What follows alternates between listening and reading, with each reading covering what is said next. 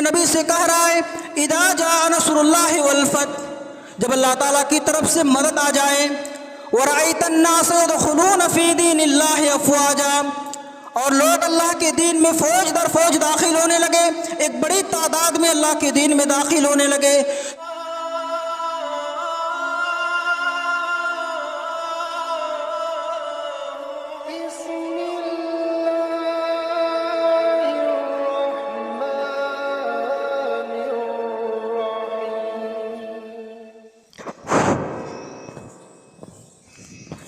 السلام علیکم ورحمۃ اللہ وبرکاتہ۔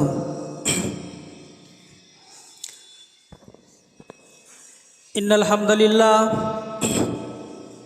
نحمده ونستعینه ونستغفره ونعوذ باللہ من شرور انفسنا ومن سیئات اعمالنا، من يهده اللہ فلا مضل له ومن يضلله فلا هادی له، وأشهد أن لا إله إلا الله وحده لا شريك له، وأشهد أن محمدًا عبده ورسوله۔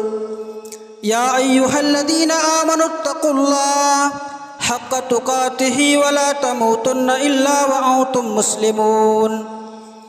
يا أيها الناس اتقوا ربكم الذي خلقكم من نفس واحدة وخلق منها زوجها وبث منهما رجالا كثيرا ونساء، واتقوا الله الذي تساءلون به والأرحام إن الله كان عليكم رقيبا۔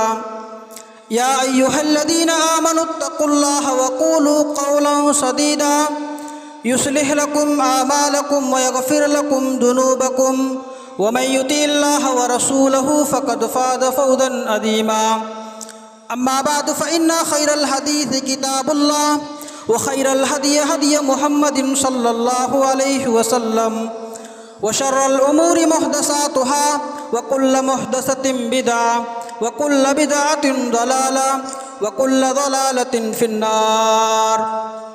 أعوذ بالله من السميع العليم من الشيطان الرجيم، بسم الله الرحمن الرحيم۔ قاف والقرآن المجيد، بل عجبوا أن جاءهم منذر منهم فقال الكافرون هذا شيء عجيب، أإذا متنا وكنا ترابا ذلك رجع بعيد، قد علمنا ما تنقص الأرض منهم وعندنا كتاب حفيظ، بل كذبوا بالحق لما جاءهم فهم في أمر مريج، أفلم ينظروا إلى السماء فوقهم كيف بنيناها وزيناها وما لها من فروج، والأرض مددناها وألقينا فيها رواسي وأنبتنا فيها من كل زوج بعيد، تبصرة وذكرى لكل عبد منيب، ونزلنا من السماء ماء مباركا فأنبتنا به جنات وحب الحصيد، والنخل باسقات لها طلع نضيد، رزقا للعباد، وأحيينا به بلدة ميتا كذلك الخروج، كذبت قبلهم قوم نوح وأصحاب الرث وثمود وعاد وفرعون وإخوان لوط وأصحاب الأيكة وقوم تبع، كل كذب الرسل فحق وعيد، أفعينا بالخلق الأول بل هم في لبس من خلق جديد۔ أعوذ بالله من الشيطان الرجيم۔ إذا جاء نصر الله والفتح ورأيت الناس يدخلون في دين الله أفواجا فسبح بحمد ربك واستغفر إنه كان توابا۔ رب اشرح لي صدري ويسر لي أمري واحلل عقدة من لساني يفقهوا قولي، ربي زدني علما، اللهم ربي زدني علما، آمین۔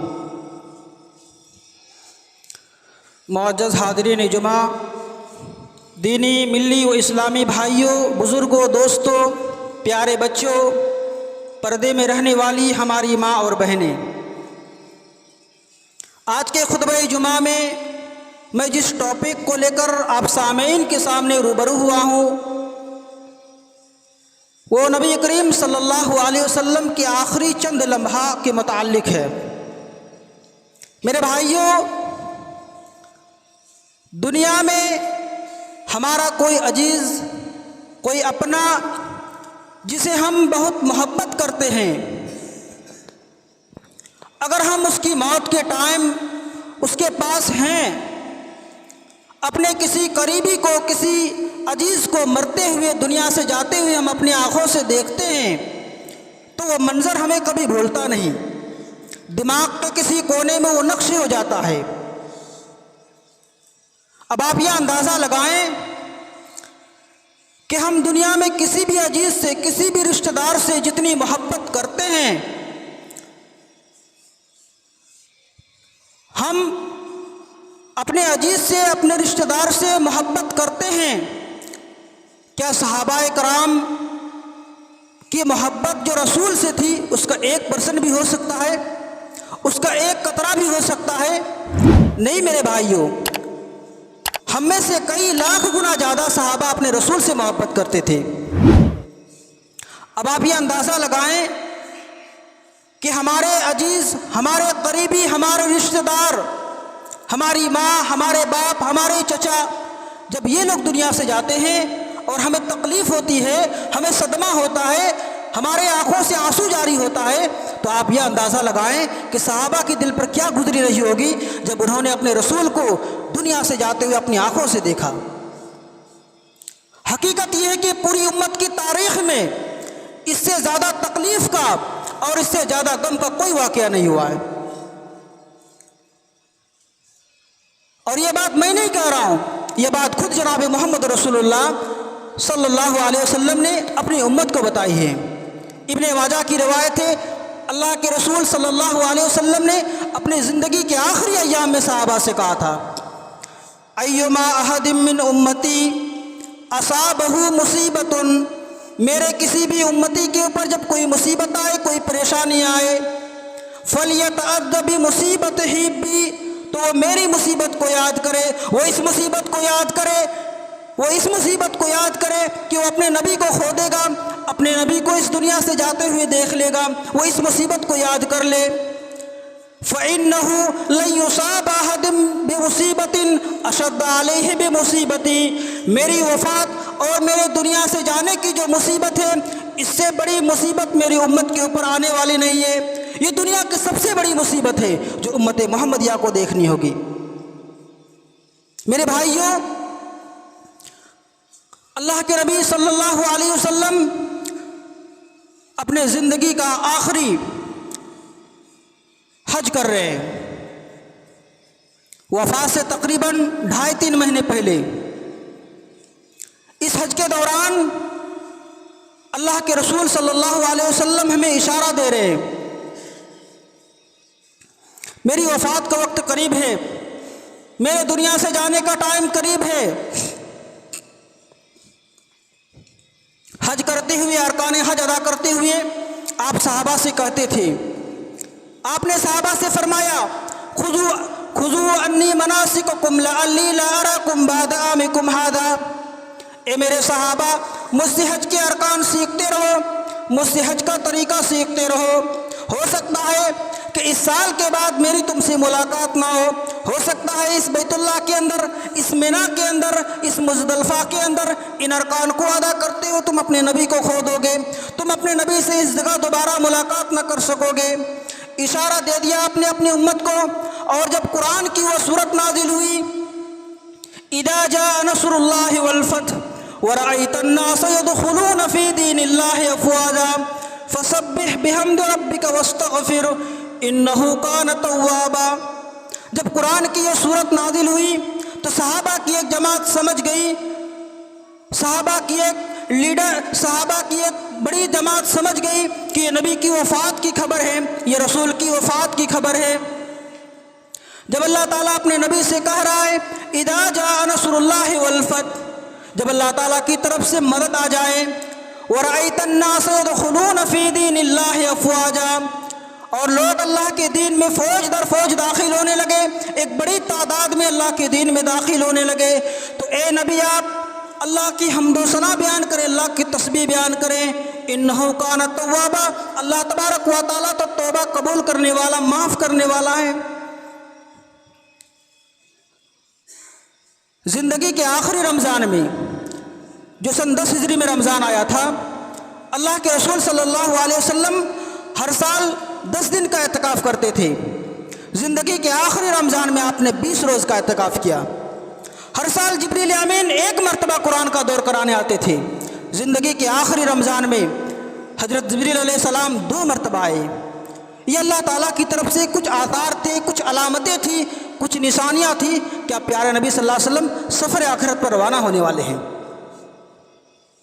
انہی ایام میں حضرت معاذ بن جبل رضی اللہ تعالیٰ عنہ کو اللہ کے رسول یمن کی طرف روانہ کر رہے ہیں۔ حضرت معاذ بن جبل اپنی سواری کے اوپر سوار ہیں، اللہ کے رسول صلی اللہ علیہ وسلم ان کی سواری کی نکیل کو پکڑے ہوئے ہیں، ان کے لگام کو پکڑے ہوئے ہیں، انہیں وصیتیں کر رہے ہیں، انہیں نصیحتیں کر رہے ہیں، انہیں سمجھا رہے ہیں۔ سمجھاتے سمجھاتے اللہ کے رسول صلی اللہ علیہ وسلم نے فرمایا، یا معاذ عسیٰ اللہ تلقانی بعد عامی ھذا، اے معاذ ہو سکتا ہے کہ آئندہ سال میری ملاقات تم سے نہ ہو یا تمہاری ملاقات مجھ سے نہ ہو۔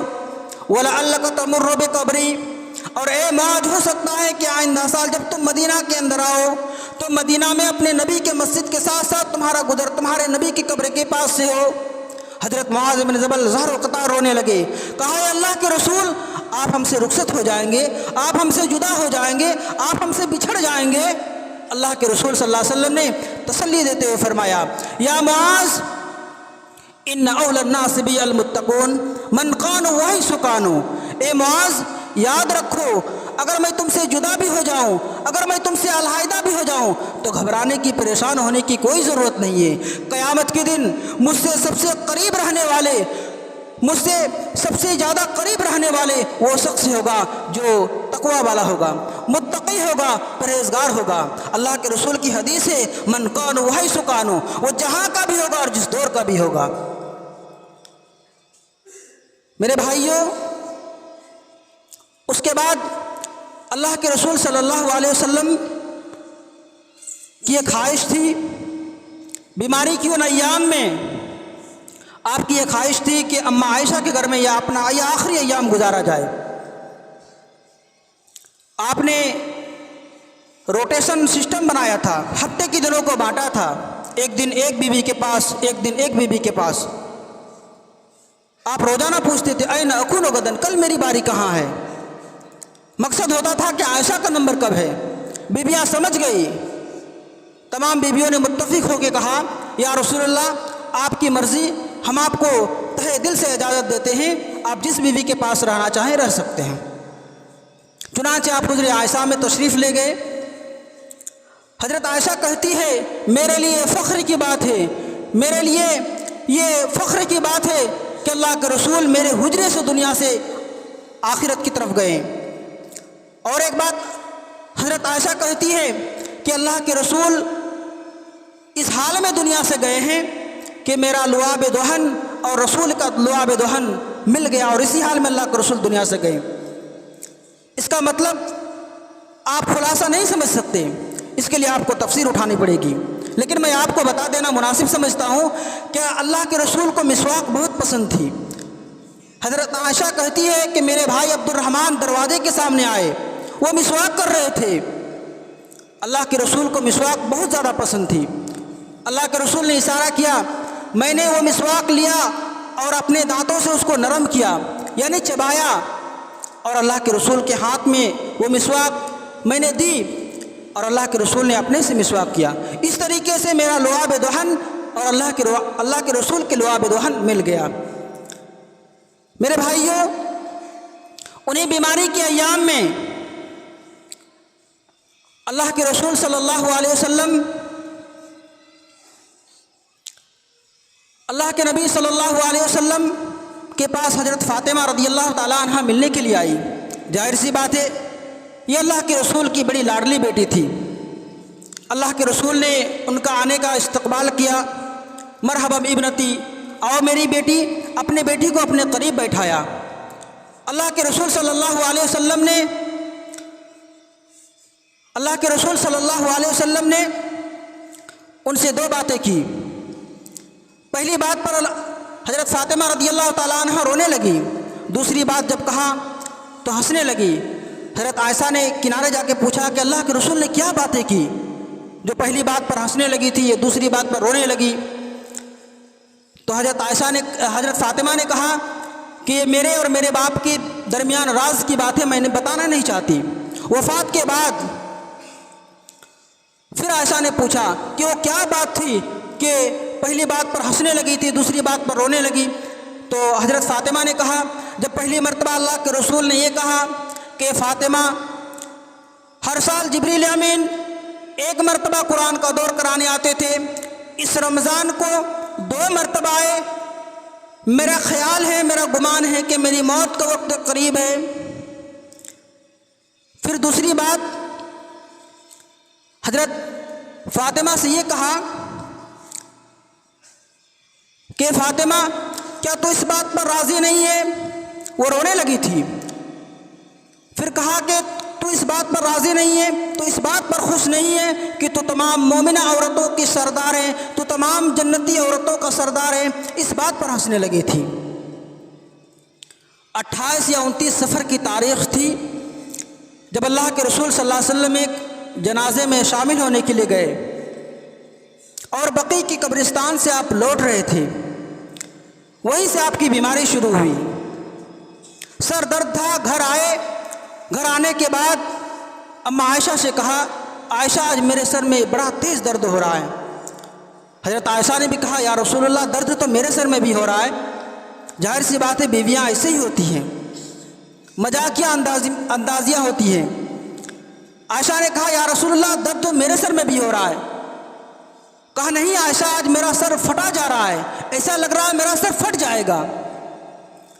اللہ کے رسول نے اپنی بیوی سے کہا کہ عائشہ اگر میرا انتقال تم سے پہلے ہو تو تم مجھے غسل دینا، تم مجھے کفنانا، تم مجھے دفنانا، اگر تمہارا انتقال مجھ سے پہلے ہو تو میں تمہیں غسل دوں، میں تمہیں کفناؤں، میں تمہیں دفناؤں، کیسا رہے گا؟ اس طریقے سے اللہ کے رسول نے اپنی بیوی سے ہنسی مذاق کر کے اس سر درد کی جو تکلیف تھی نظر انداز کر رہے تھے، مگر وہ بیماری آپ کا آغاز تھا، وہیں سے آپ کی بیماری شروع ہوئی۔ 11 دن تک اسی بیماری میں بیمار ہونے کے باوجود 5 ٹائم کی نماز صحابہ کو پڑھائی۔ ایک دن ایسا ہوا بیمار بہت شدید تھی، تکلیف زیادہ تھی، آپ نے صحابہ سے حکم دیا کہ 7 الگ الگ کنویں کا پانی لاؤ، میں 7 الگ الگ کنویں کے پانی سے نہاؤں گا، غسل کروں گا، شاید مجھے آرام مل جائے۔ اس سے علماء نے ایک نقطہ نکالا ہے کہ بیمار کے علاج میں 7 کی گنتی یہ اہمیت رکھتی ہے، اسی لیے جو جادو وغیرہ کا علاج کرتے ہیں، جو راقی لوگ ہوتے ہیں، رقیہ کرنے والے، وہ بیر کی 7 پتیاں یا اور ایسی 7 چیزیں رکھتے ہیں اور اس کی دلیل وہ یہاں سے دیتے ہیں کہ اللہ کے رسول نے 7 الگ الگ کنویں کا پانی منگوایا تھا۔ بہرحال پانی لایا گیا، حضرت حفصہ رضی اللہ تعالیٰ عنہ کا ایک بہت بڑا ٹب تھا، اسی ٹب میں سارا پانی کو رکھا گیا۔ اللہ کے رسول صلی اللہ علیہ وسلم نے اس پانی سے غسل کیا، طبیعت آپ کی تھوڑی فریش ہوئی، آپ نے تازگی محسوس کی، سر کے اوپر پٹی باندھی، مسجد تشریف لائے، ممبر پر چڑھے، خطبہ دیا۔ یہ آپ کی زندگی کا آخری خطبہ تھا۔ اس خطبے میں آپ نے اپنے بچوں کا ذکر نہیں کیا، اپنے اہل و عیال کا ذکر نہیں کیا، اپنے خاندان کا ذکر نہیں کیا، اپنی بیویوں کا ذکر نہیں کیا۔ یہ نہیں کہا کہ میرے بعد میرے بیویوں کا نان و نفقہ دینا، انہیں خرچ دینا، ان کا خیال رکھنا، یہ نہیں کہا، بلکہ اس خطبے میں آپ نے اپنے انصار صحابہ کے بارے میں کہا، اپنے انصار صحابہ کے بارے میں کہا کہ میرے انصار صحابہ جنہوں نے اپنی پوری ذمہ داری کو ادا کر دیا ہے، اوصیکم بالانصار، میں تمہیں اپنے انصار صحابہ کے ساتھ اچھا سلوک کرنے کی تاکید کرتا ہوں۔ انہوں نے اپنی پوری ذمہ داری کو ادا کر دیا ہے، اور میرے انصار صحابہ میرے جسم و جان کی طرح ہے۔ اپنے آخری خطبے میں اپنے انصار صحابہ کے بارے میں تذکرہ کیا۔ میرے بھائیوں، اللہ کے رسول صلی اللہ علیہ وسلم کی وفات کے وقت آپ نے اپنے نواسے حسن اور حسین کو بلایا، انہیں پیار کیا، انہیں چوما اور امت کو ان کے ساتھ اچھا سلوک کرنے کی تاکید کی، امت کو ان کے ساتھ اچھا سلوک کرنے کا حکم دیا۔ انہی ایام میں اللہ کے رسول صلی اللہ علیہ وسلم ایک دن زیادہ تکلیف میں تھے، پریشانی میں تھے۔ صحابہ مغرب کی نماز اللہ کے رسول نے پڑھائی اور اس میں سورہ مرسلات کی تلاوت کی۔ جب عشاء کی نماز کا وقت ہوا، صحابہ مسجد میں انتظار کر رہے ہیں، انتظار کرتے کرتے تاخیر ہو گئی۔ صحابہ آپ کے حجرے میں تشریف لے گئے، آپ نے صحابہ کو آتے ہوئے دیکھا، آپ نے پوچھا اصل الناس، نماز ہو گئی؟ جواب ملا لا هم ينتظرونك یا رسول اللہ، اے اللہ کے رسول لوگ آپ کا انتظار کر رہے ہیں۔ پھر آپ نے کہا پانی لاؤ، میں غسل کروں گا، میں نہاؤں گا۔ پانی لایا گیا، آپ نے غسل کیا، آپ کھڑے ہوئے، بے ہوش ہو کے گر گئے۔ پھر ہوش آیا، پوچھا اصل الناس، نماز ہو گئی؟ جواب ملا وہی کہ اللہ کے رسول آپ کا انتظار کر رہے ہیں۔ اس طریقے سے 3 مرتبہ ہوا۔ آخر مرتبہ جب آپ کا ہوش آیا تو آپ نے پوچھا نماز ہو گئی؟ وہی جواب ملا کہ لوگ اللہ کے رسول آپ کا انتظار کر رہے ہیں۔ آپ نے فرمایا مرو ابا بکر فلیصلی الناس، جاؤ ابو بکر سے کہو وہ لوگوں کو نماز پڑھائے۔ حضرت عائشہ وہیں موجود تھی، اللہ کے رسول سے معذرت کی، اے اللہ کے رسول میرے والد بڑے نرم دل کے ہیں، وہ جب قرآن پڑھتے ہیں تو اپنے آنسوؤں کو روک نہیں پاتے ہیں، اے اللہ کے رسول یہ خدمت آپ کسی اور کو دے دیں۔ حضرت عائشہ نے بار بار یہ بات کہی، اللہ کے رسول ناراض ہو گئے، کہا اے عائشہ تم وہی کام کر رہی ہو جو یوسف علیہ السلام کے دور کی عورتیں کرتی تھیں، یہ میرا حکم ہے، میں یہ بات سختی سے کہہ رہا ہوں کہ ابو بکر لوگوں کو نماز پڑھائے۔ چنانچہ ابو بکر صدیق رضی اللہ تعالیٰ عنہ نے 17 ٹائم کی نمازیں رسول کے رہتے ہوئے رسول کے مصلی پر 17 ٹائم کی نماز پڑھائی، اور اسی میں یہ اشارہ بھی تھا کہ امت کی قیادت ہونے کا، امت کا لیڈر ہونے کی حیثیت اگر کسی کو ہے تو ابو بکر صدیق کو ہے۔ وفات کے بعد جب آپس میں مشورہ ہونے لگا کہ اب اللہ کے رسول کا جانشین کون ہوگا، تو عمر رضی اللہ تعالیٰ عنہ نے بڑی پوائنٹ کی بات کہی تھی کہ جس ہستی کو اللہ کے رسول نے ہمارے دین کے لیے چن لیا تھا، بھائی ہمارے دین میں سب سے اونچی عبادت نماز ہے، اور جس ہستی کو اللہ کے رسول نے ہمارے دین کے لیے چن لیا یعنی نماز کے لیے چن لیا، ہم اسے اپنی دنیا کے لیے چن لیتے ہیں، ہم اسے اپنی دنیا کے لیے دنیا کا سردار بنا دیتے ہیں۔ وفات کے بعد جب حضرت فاطمہ نے انس سے پوچھا کہ اے انس تمہارے دل نے کیسے گوارا کیا، تم نے رسول کے اوپر مٹی ڈالی، رسول کے چہرے پر مٹی کیسے ڈالی؟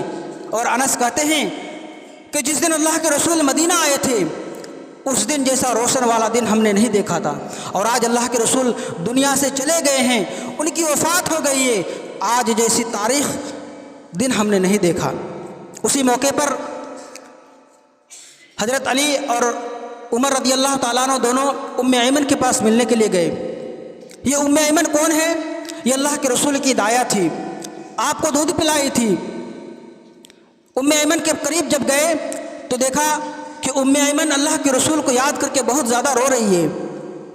دونوں نے تسلی دیا اور کہا کہ اے ام ایمن، اللہ کے رسول صلی اللہ علیہ وسلم اپنے رب کے یہاں اور آرام میں ہے۔ انہوں نے جواب جو دیا، یہ جواب سن کر ہر مسلمان کے دل میں یہ جذبہ ہونا چاہیے، یہ خیال پیدا ہونا چاہیے۔ ام ایمن نے کہا کہ میں اس بات پہ رو نہیں رہی ہوں کہ اللہ کے رسول کا وفات ہو چکا ہے، میں رو رہی ہوں، اس بات پہ رو رہی ہوں کہ اب آسمان سے کوئی وحی نازل نہیں ہوگی، اب آسمان سے کوئی قرآن نازل نہیں ہوگا، اب ہمارے لیے رہنمائی کے لیے کوئی کتاب نازل نہیں ہوگی۔ دونوں نے تعجب کیا اور کہا واقعی ہم اور آپ اس بات پر غور و فکر نہیں کیا تھا۔ میرے بھائیوں، یہ اللہ کے رسول صلی اللہ علیہ وسلم کی آخری لمحہ تھی، اور اللہ کے رسول کی آخری لمحہ کے متعلق اور باتیں تھیں۔ اللہ کے رسول صلی اللہ علیہ وسلم کو جب غسل دینے لگا تو صحابہ نے آپس میں مشورہ کرنے لگا کہ اللہ کے رسول کا کپڑا کیسے اتارا جائے، تو اللہ کی طرف سے ایک آواز آئی کہ اپنے رسول کو اسی حال میں غسل دو۔ 3 सूती कपड़े में उसको दफनाया गया। दफन के बारे में जब इख्तलाफ होने लगा कि दफन कहाँ करें, तो हज़रत आयशा रज़ियल्लाहु ताला अन्हा ने अल्लाह के रसूल की हदीस को पढ़ी कि रसूल का जहाँ इंतकाल होता है वहीं उनको दफन किया जाता है। मेरे भाइयों, ये अल्लाह के रसूल के चंद लम्हा थी जो मैंने आपके सामने पेश की। आखिर में दुआ है कि रब्बुल आलमीन हमें से जो बीमार हैं अल्लाह उनको शिफा व कामिला व आज़िला अता फरमा। रब्बुल आलमीन मैंने जो भी बातें की अल्लाह हमें उस अपने ज़िंदगी में लाने की कोशिश करें। रब्बुल आलमीन इस साल की आखिरी जुमा है, हमें से जो भी मुसलमान का गुनाह सरजद हो चुका है अल्लाह रब्बुल आलमीन उन तमाम गुनाहों को माफ़ कर दे। आमीन व आखिर दवाना अल्हम्दुलिल्लाहि रब्बिल आलमीन। अस्सलामु अलैकुम।